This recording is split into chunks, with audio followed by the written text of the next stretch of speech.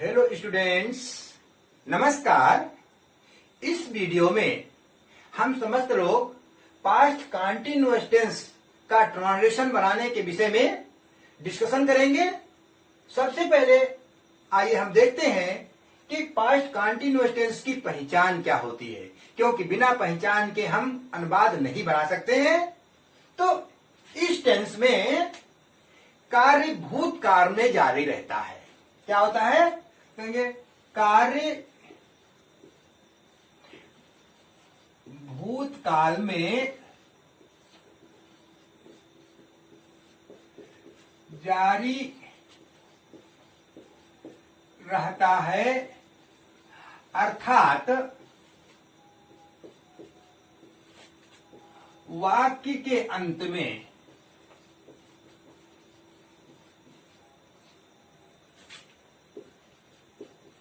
रहा था, रही थी, रहे थे आदि आता है। अब हमको ये बात अच्छी प्रकार से समझ लेनी है कि कार्य भूतकाल में जारी है और वाक्य के अंत में रहा था आया है, रही थी, रहा था, रही थी, रहे थे आदि आता है। तथा सबसे मुख्य बात है कि इसके साथ में समय नहीं दिया होता है। यदि समय दिया जाए तो हमारा टेंस बदल जाएगा। तो हमको केवल मुख्य रूप से इतना ध्यान रखना है, यदि रहा था, रही थी में कहीं समय दिया हो तो समझ लीजिए वो हमारा पास्ट कंटीन्यूअस टेंस नहीं है। यहाँ पर समय नहीं दिया है, अर्थात हमारा पास्ट कंटीन्यूअस टेंस है। अब जब हमने ये पहचान कर ली तो पहचान करने के बाद में फिर हम अनुवाद का नियम, अनुवाद बनाने का नियम कैसे लिखते हैं ये समझना है, क्योंकि अनुवाद का नियम जानने के बाद में ही हम सेंटेंस का ठीक से ट्रांसलेशन कर पाते हैं। सबसे पहला नियम, जैसा कि हमने आपको पहले भी बताया था कि सब्जेक्ट दो प्रकार के होते हैं, या सब्जेक्ट अर्थात सिंगुलर नंबर या प्लूरल नंबर, या इसी को हम ये कह सकते हैं ही, शी, इट अथवा कर्ता, जिसे हम सब्जेक्ट कहते हैं।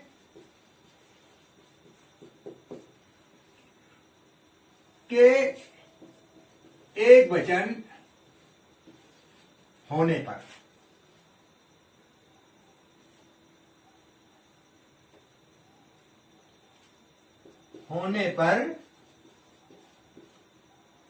सबसे पहले होने पर वाज तथा आई, वी, यू, दे अथवा आई नहीं जोड़ेंगे, इसमें लिखेंगे तथा वी, यू, दे अथवा कर्ता के बहुवचन होने पर वर का प्रयोग करते हैं। अब देखिए, ये सामान्य सी बात है जो सब पर लागू होती है। अब हम इसी के आधार पर सीधे आपको फार्मूला लिख देते हैं, जिस फार्मूले के आधार पर आप सेंटेंस को बहुत ही आसानी से बना सकते हैं और आपको लगेगा कि वास्तव में बहुत ही इजी है। और वो फार्मूला हमारा है, सबसे पहले हमने लिख दिया सब्जेक्ट, सब्जेक्ट अर्थात कर्ता। अब सब्जेक्ट लिखने के बाद में हमने जब चुनाव कर लिया कि हमारा सब्जेक्ट एक वचन में है, सिंगुलर नंबर में है, अथवा सब्जेक्ट हमारा बहुवचन प्लूरल नंबर में है, तो ऐसी कंडीशन में सब्जेक्ट के बाद में हम वाज या वर का प्रयोग करेंगे। अब एक वचन में है तो वाज, बहुवचन है तो वर। इसी प्रकार से मैंने इसमें देखो आई नहीं लिखा, आई इसलिए नहीं लिखा क्योंकि आई हमारा बहुवचन में माना जाता है, लेकिन फिर भी हमको आई के साथ में वाज का ही प्रयोग करना है। तो सब्जेक्ट प्लस वाज या verb plus verb first plus I N G और उसके बाद में ऑब्जेक्ट लिख देते हैं। अब यही हमारा एक फार्मूला है। इस फार्मूले के आधार पर हम पास्ट कंटीन्यूअस टेंस का जो अनुवाद होगा वो बहुत ही आसानी से बना सकेंगे। एग्जाम्पल के लिए, फॉर एग्जाम्पल हमने लिख दिया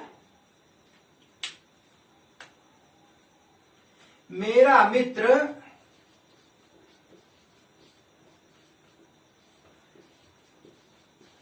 नदी में नहा रहा है।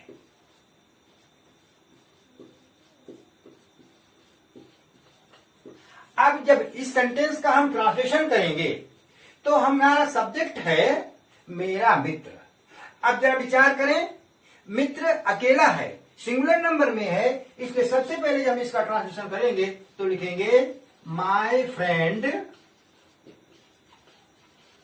अब नहा रहा है नहीं, नहा रहा था। तो यहां पर जब लिखे माय फ्रेंड वाज, अब नहा रहा वर्ब फर्स्ट प्लस आईएनजी, नहाने की इंग्लिश होती है बाथ। मैंने आपको एक चीज और भी बताई थी, बाथ दो है, एक होता है BATHE, बाथ मीन्स नहाना, स्नान करना, ये हमारा वर्ब है। और दूसरा है BATH, बाथ मीन्स स्नान, ये हमारा नाउन है। अब यहां पर जो नहा रहा है, नहा रहा हमारा वर्ब हो गया, तो हम ये लिखेंगे बाथिंग, BATHING। ध्यान रहे जब हम ING जोड़ेंगे तो ऐसी स्थिति में ई हमारा हट जाता है। जैसे हम कम लिखते हैं COME, जब उसमें हमको ING जोड़ना हो तो हम लिखेंगे COMING, यानी जो ई है वो लेफ्ट हो जाता है। वही बात यहां पर भी होगी, लिखेंगे माय फ्रेंड वाज बाथिंग, और फिर लिखेंगे नदी में तो लिखेंगे इन द रिवर। हाँ, अब देखिए ये आपका पहला एग्जाम्पल हो गया कि मेरा मित्र नदी में नहा रहा था। दूसरा सेंटेंस ठीक इसी प्रकार से, इसका एग्जाम्पल, वे अपने पूर्वजों को कलंकित कर रहे थे, या वे अपने पूर्वजों के नाम पर कलंक लगा रहे थे। बहुत बढ़िया सेंटेंस दिमाग में आया है। वे अपने पूर्वजों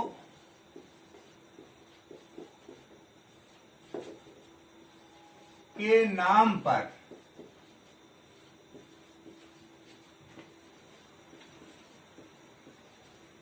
कलंक लगा रहे थे।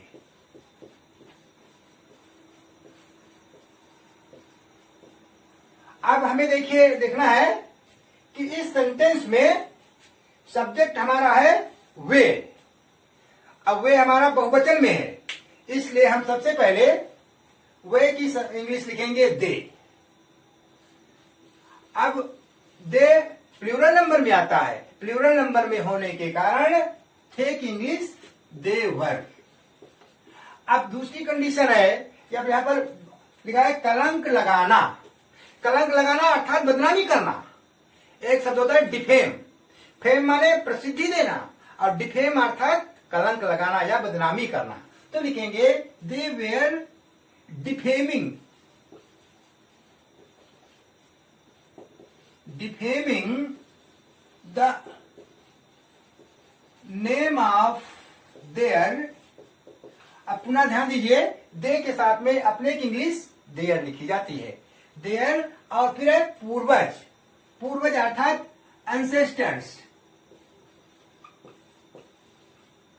अब यहां पर पूर्वजों को, पूर्वज की इंग्लिश एंसेस्टर होती है, चाहे हम एंसेस्टर्स लिखें, चाहे हम फोर फादर्स लिखें, कुछ भी लिख सकते हैं। तो इस प्रकार से वे अपने पूर्वजों के नाम पर कलंक लगा रहे थे। इसका ट्रांसलेशन बनेगा they were defaming the name of their ancestors. एक एग्जाम्पल और आपका इसी में देंगे, एग्जाम्पल नंबर 3, हम अपना पाठ याद कर रहे थे।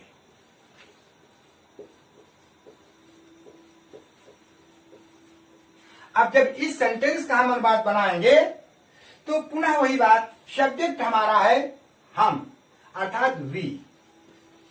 अब वी दिखने में तो अकेला लगता है, लेकिन इंग्लिश में वी बहुवचन में आता है, प्लूरल में आता है।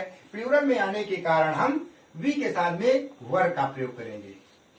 वी वर याद करना, we were learning, we were learning our lesson. हम अपना पाठ याद कर रहे थे। इस प्रकार से हमने आपको जो पास्ट कंटीन्यूअस टेंस था, जिसमें असर्टिव सेंटेंस और असर्टिव सेंटेंस के अंतर्गत अफर्मेटिव सेंटेंस का अनुवाद बताया। दूसरा आपका जो होगा वो आपका है निगेटिव सेंटेंस, यानी निगेटिव सेंटेंस जब हमारे सामने निगेटिव सेंटेंस आए तो हम उस निगेटिव सेंटेंस का अनुवाद कैसे बनाएंगे। तो सबसे पहले वही बात हमको इसमें भी ध्यान रखनी है कि निगेटिव अर्थात नकारात्मक वाक्य, जिसमें नहीं का भाव हमारे सामने आता है। जैसे मैंने कह दिया, वह अपना काम नहीं कर रहा था, वे भगवान की पूजा नहीं कर रहे थे, तुम गरीबों की मदद नहीं कर रहे थे। सभी वाक्यों में रहा था, रही थी, रहे थे आया है, लेकिन इसके साथ में बीच में नहीं आया है, अर्थात हमारा पास्ट कंटीन्यूअस टेंस का निगेटिव सेंटेंस हो गया। तो इस प्रकार से जब हम निगेटिव सेंटेंस हमारे सामने आता है तो हम उसका जो फार्मूला लिखते हैं, तो सबसे पहले हम सब्जेक्ट लिख देते हैं और सब्जेक्ट के बाद में वाज अथवा वर का प्रयोग, plus not plus verb first plus I N G, और उसके बाद में ऑब्जेक्ट लिखते हैं। और इस फार्मूले को जब हम ध्यान देते हैं तो इसी फार्मूले के आधार पर चाहे भी जैसा सेंटेंस हमारे सामने आए, हम उसका आसानी से ट्रांसलेशन कर लेते हैं। जैसे एग्जाम्पल के लिए, फॉर एग्जाम्पल, पहला एग्जाम्पल है, वह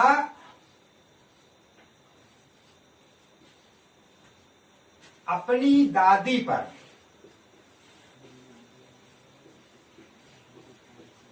नहीं हंस रही थी। अब जब इस सेंटेंस का हम अनुवाद बनाएंगे तो हम लिखेंगे वह नहीं हंस रही थी। वह, अब वह ही और सी, अब समझिए रही थी लिखा है, अर्थात वह हमारा फेमिनिन जेंडर हो गया, इसलिए वह की इंग्लिश हम लिखेंगे शी। सी और सी सिंगुलर नंबर में है, तो she was not laughing, laughing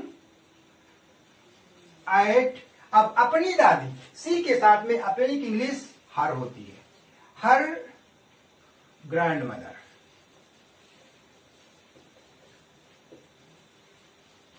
full stop. इस प्रकार से ये सेंटेंस हमारा कंप्लीट हुआ।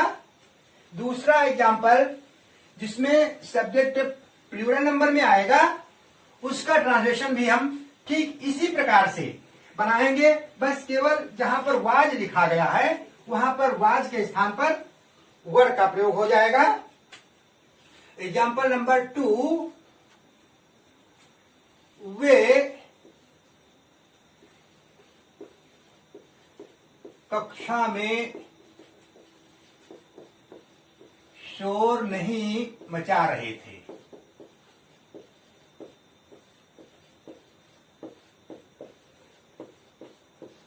अब जब इसका अनुवाद बनाएंगे तो वे शोर नहीं मचा रहे थे, वे की इंग्लिश दे, दे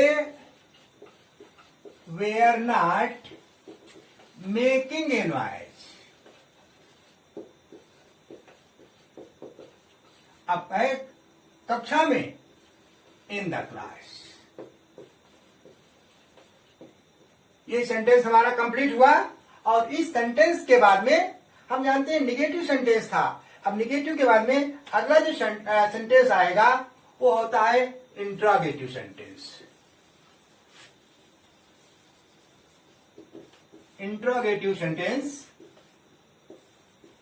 इस इंट्रोगेटिव सेंटेंस में जैसे कि हर वीडियो में हम आपको याद कराते हैं, आपको स्मरण आ जाता है कि इंट्रोगेटिव सेंटेंस दो प्रकार के होते हैं। पहली कंडीशन होती है जिसमें क्या वाक्य के पूर्व में हो, पूर्व में होने पर। यदि वाक्य के पहले क्या आ गया हो तो हम जब इसका ट्रांसलेशन करते हैं तो फर्स्ट ऑफ ऑल वाज या वर का प्रयोग plus subject plus were first plus I N G plus object और एट लास्ट क्वेश्चन मार्क। ये हमारा फार्मूला है। इस फार्मूले के आधार पर यदि सेंटेंस में क्या पहले आया हो तो हम वाक्य बनाते हैं। दूसरा जो है उसमें क्या, क्यों, कब, कैसे, वाक्यों के बीच में आने पर।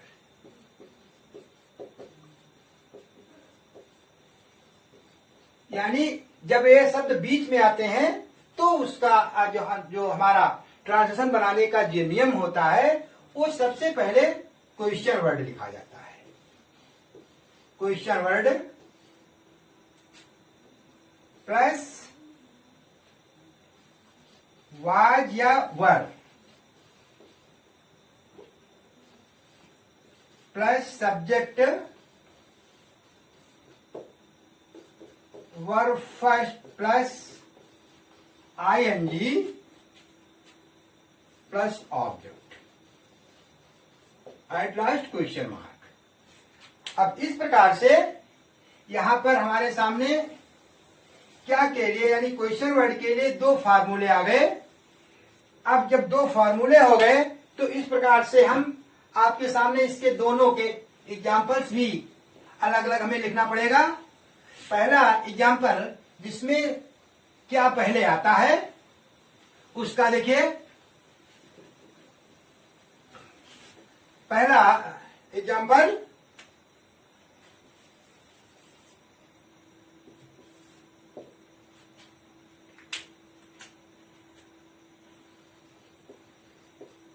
क्या ललित कक्षा में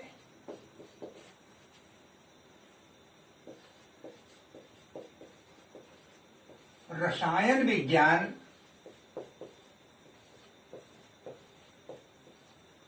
पढ़ा रहा था। अब जब इस सेंटेंस का हम अनुवाद बनाएंगे तो हमने देखा क्या पहले है अर्थात वाज या वर का प्रयोग सबसे पहले करेंगे तो हम सब्जेक्ट का चुनाव करेंगे। और यहां पर जब सब्जेक्ट देखते हैं तो सब्जेक्ट हमारे सामने है ललित। ललित हमारा सिंगुलर नंबर में है और सिंगुलर नंबर में होने के कारण I have to use was. Was Lalit. अब ये भी ध्यान रहना चाहिए ये ललित हमारा प्रॉपर नाउन है इसलिए इसका लिखते समय कैपिटल लेटर एल का यूज करना है। तो लिखेंगे वाज ललित पढ़ा रहा। टीचिंग, टीच मीन्स पढ़ाना तो टीचिंग। Was Lalit teaching. अब क्या टीचिंग तो लिखेंगे रसायन विज्ञान। Was Lalit teaching chemistry. अब गए कक्षा में, इन द क्लास।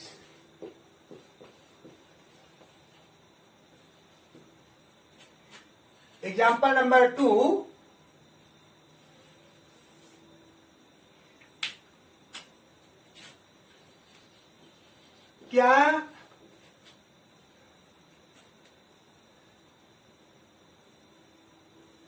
क्या लड़कियां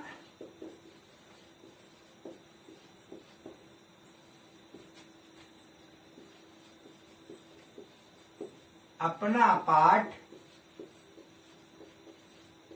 याद कर रही थी?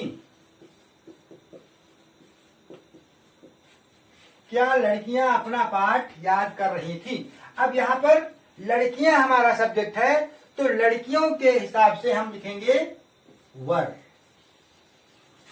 The girls. याद करना, लर्निंग। अब यहां पर अपनी इंग्लिश देयर। अब एक चीज ध्यान रखना चाहिए, लड़की के लिए अपने की इंग्लिश हर लिखा जाता। यदि यहां लिखा होता मीरा अपना काम, तो मीरा के लिए अपने की अंग्रेजी हर लिखते, लेकिन जब लड़कियां लिखा है तो ऐसी स्थिति में हम देयर का ही प्रयोग करेंगे। और थर्ड एग्जाम्पल, जिसमें क्या, क्यों, कहां, कब, कैसे, मैंने बताया था बीच में आता है। तो तीसरा एग्जाम्पल है, तुम्हारा मित्र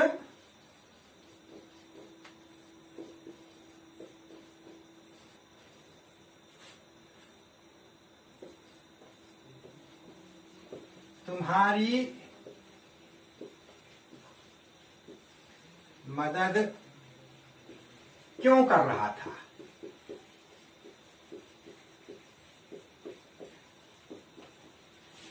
अब यहां पर क्यों की अंग्रेजी बीच में आ गई, तो सबसे पहले हम क्यों की इंग्लिश लिखेंगे, और क्यों की इंग्लिश होती है व्हाई। व्हाई के बाद में हम सब्जेक्ट लिखेंगे। सब्जेक्ट पहले हम हेल्पिंग वर्ब लाएंगे। हेल्पिंग वर्ब है था, अब था क्या है, तुम्हारा मित्र। तुम्हारा मित्र एक वचन में है, एक वचन में होने के कारण हम लिखेंगे why was your friend helping you.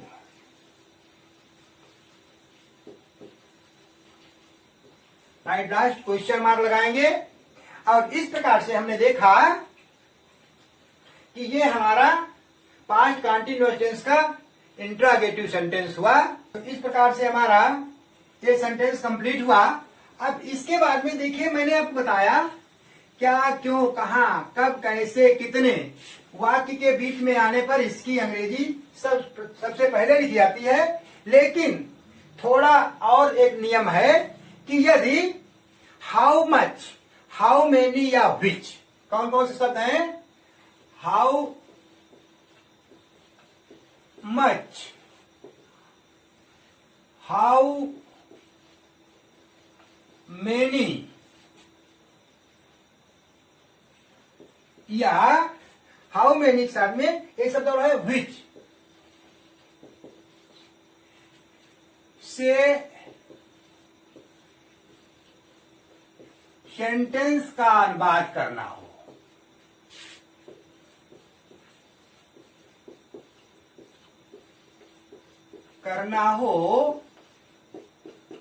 तो इनसे संबंधित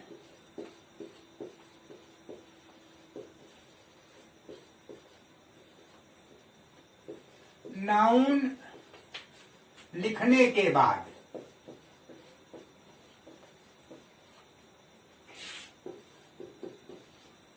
ही हेल्पिंग वर्ब वाज या वर का प्रयोग करते हैं।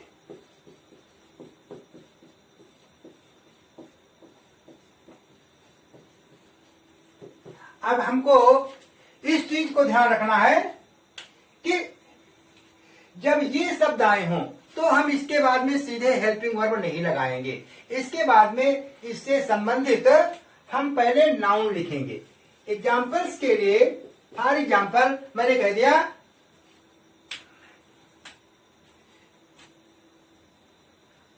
कक्षा 10 में कितने विद्यार्थी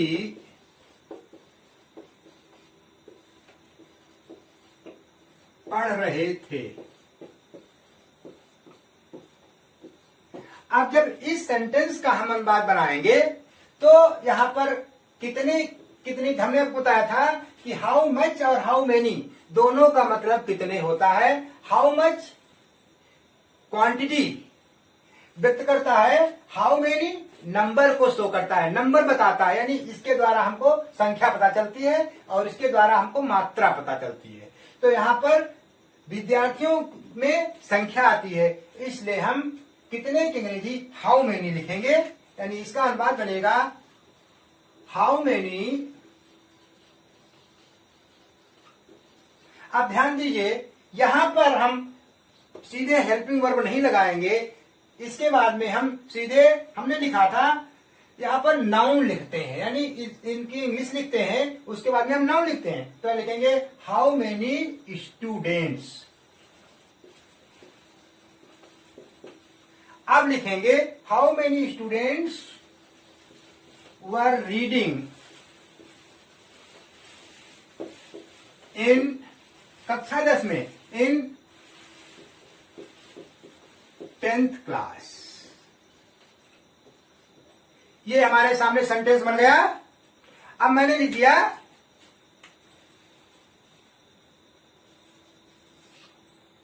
सेंटेंस नंबर 2, तुम कौन सी पुस्तक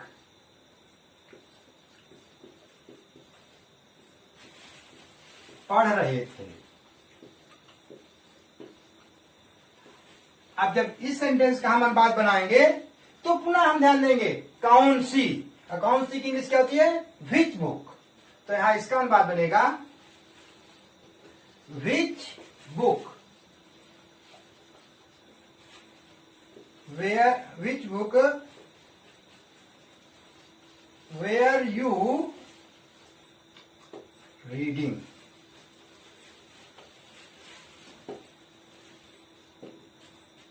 अब इस प्रकार से हमने देखा कि जो इंट्रोगेटिव सेंटेंस हुआ उसमें केवल 2 नियम नहीं 3 नियम हमारे सामने बन गए।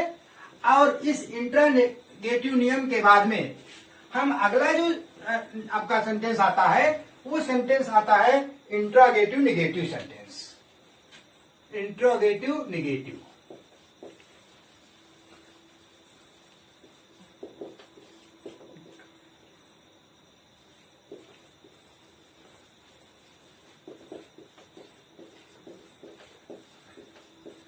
और इंट्रोगेटिव निगेटिव अर्थात ऐसा वाक्य जिसमें क्या पहले दिया हो तथा नाट बीच में आए। तो सबसे पहले हम इसी फार्मूले को आपके सामने पुनः रखेंगे। क्या वाक्य के पूर्व में हो तथा नहीं बीच में आए में होने पर। अब जब ये हमारे सामने कंडीशन होती है तो सबसे पहले हम या were plus subject plus not plus verb first plus I N G और प्लस ऑब्जेक्ट लिख करके क्वेश्चन मार्क लगा देते हैं।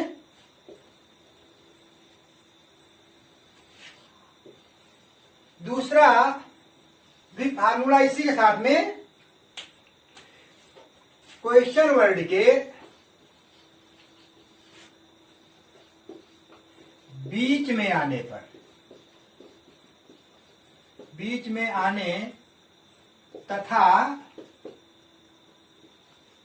नहीं होने पर, यानी क्या, क्यों, कहां, कब, कैसे, कितने, बीच में आता है, नहीं भी आता है, तो ऐसी कंडीशन में हम सबसे पहले क्वेश्चन वर्ड लिखते हैं। क्वेश्चन वर्ड प्लस वाज या were plus subject plus not, verb first plus I N G plus object लिखते हैं। और इतना लिखने के बाद में क्वेश्चन मार्क लगा देते हैं, तो हमारे सामने ये सेंटेंस, ये फार्मूला बन करके क्रिएट हुआ। अब यहां पर केवल इन फार्मूले के आधार पर हम केवल आपका एग्जाम्पल्स लिखेंगे। फर्स्ट एग्जाम्पल, क्या किसान खेत जोत रहा था, खेत नहीं जोत रहा था।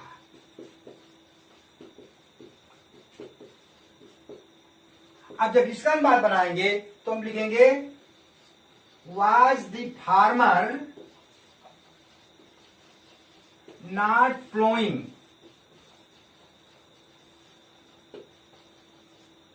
The field. अब इसके बाद में तो अगला एग्जाम्पल है वो हम सीधे सीधे आपका, जिसमें क्या, क्यों, कहां, कब, कैसे आदि वाक्य के बीच में हो, उसके हिसाब का एक एग्जाम्पल आपको दे रहे हैं। सेंटेंस नंबर 2, तुम अपने माता पिता का कहना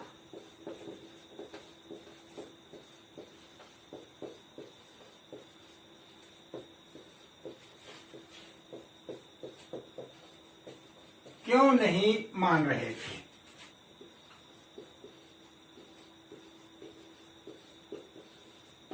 आप जब इसका अनुवाद बनाएंगे तो सीधे सीधे लिखेंगे why were you not obeying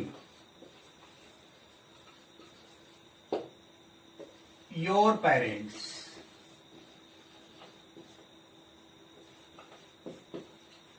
और इस प्रकार से इस सेंटेंस को कंप्लीट करने के बाद में पास्ट कंटिन्यूअस टेंस का जो ट्रांसलेशन बनाने का जो नियम था, जो तरीका था, वो आपके सामने मैंने पूर्ण किया।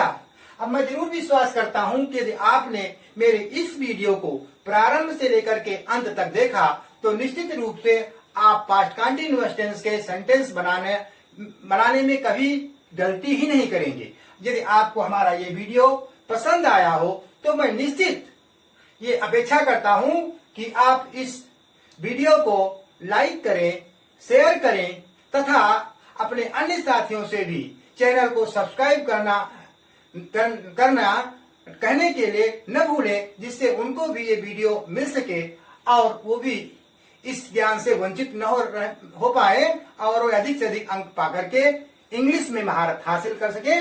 नमस्कार।